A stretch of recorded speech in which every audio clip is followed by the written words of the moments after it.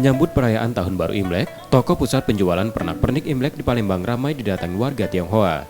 Seperti salah satu toko di kawasan veteran ini, sejak 2 pekan terakhir tak pernah sepi dari pelanggan yang mencari kebutuhan untuk perayaan Tahun Baru Imlek 22 Januari. Selain perlengkapan ibadah seperti dupa dan kertas, warga juga banyak memburu lampion yang mampu terjual ratusan buah setiap hari. Satu buah lampion dijual mulai dari 50 hingga ratusan ribu rupiah. Selain lampion, ada pula angpau, pohon bunga, dan pernak-pernik lainnya. Para pelaku usaha pernak-pernik Imlek mengakui penjualan tahun ini jauh lebih baik dibanding 2 tahun sebelumnya saat masa pandemi. Menyambut tahun kelinci air, omset penjualan naik hingga 60%. Lampion sama bunga itu melambangkan rezeki segala macam itu.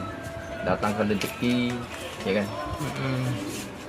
Itu memang sudah tradisi ya, tiap Indonesia ya, itu pasti pakai lampion bunga gitu.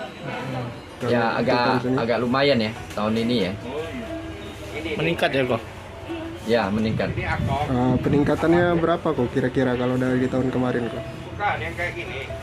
60%. Salah satu pembeli mengakui pernak-pernik Imlek menjadi hal wajib saat perayaan Tahun Baru Imlek. Salah satunya lampion yang diyakini warga Tionghoa mampu mendatangkan rezeki.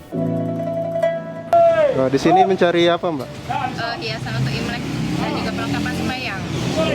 Emang biasa suka nyari di sini, Mbak? Kalau... Iya, perlengkapan sembahyang sini lumayan lengkap. Harganya juga terjangkau.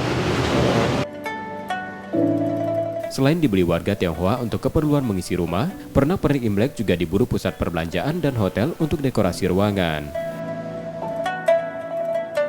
Rizky Oktora, Muklas Diferensial, Kompas TV, Palembang, Sumatera Selatan.